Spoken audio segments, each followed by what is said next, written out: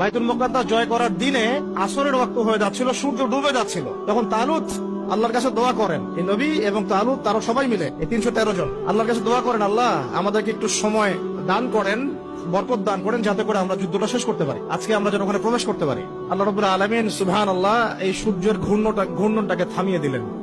এখন আসুন, ইউশা বিন নুনের আন্ডারে তালুত সেনাবাহিনী নিয়ে এগিয়ে গেলেন বাইতুল মুকাদ্দাসের পনে।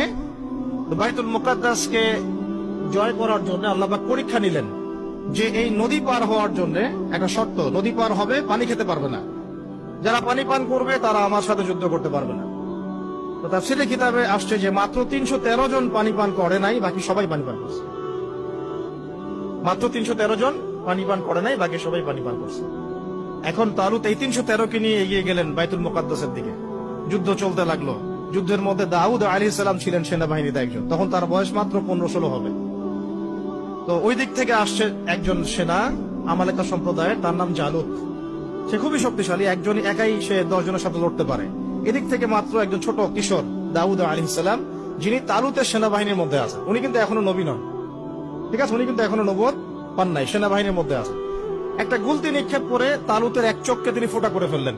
সরি, জালুতের এক চোখে ফোঁটা করে ফেললেন কে? দাউদ আলাইহিস সালাম। দাউদ আলাইহিস সালাম মাত্র একটা গুলতি দিয়ে জালুতের বর্ম পরা ছিল, শুধু চোখ দেখা যাচ্ছিল, ওই চোখ বরাবর নিশানা করে তার চোখটাকে ফোঁটা করে ফেললেন। এতে করে জালুত মারা গেল এবং জালুতের মৃত্যু দেখে ওই আমালেকা সম্প্রদায় ভয়ে কাঁপতে লাগলো। মাত্র 313 নিয়ে তালুত এই বাইতুল মুকাদ্দাস জয় করলেন। বাইতুল মুকাদ্দাস জয় করার দিনে আসরের ওয়াক্ত হয়ে যাচ্ছিল, সূর্য ডুবে যাচ্ছিল। তখন তালুত আল্লাহর কাছে দোয়া করেন। এই নবী এবং তালুত তারা সবাই মিলে এই 313 জন আল্লাহর কাছে দোয়া করেন, আল্লাহ আমাদেরকে একটু সময় দান করেন, বরকত দান করেন, যাতে করে আমরা যুদ্ধটা শেষ করতে পারি, আজকে আমরা যেন ওখানে প্রবেশ করতে পারি।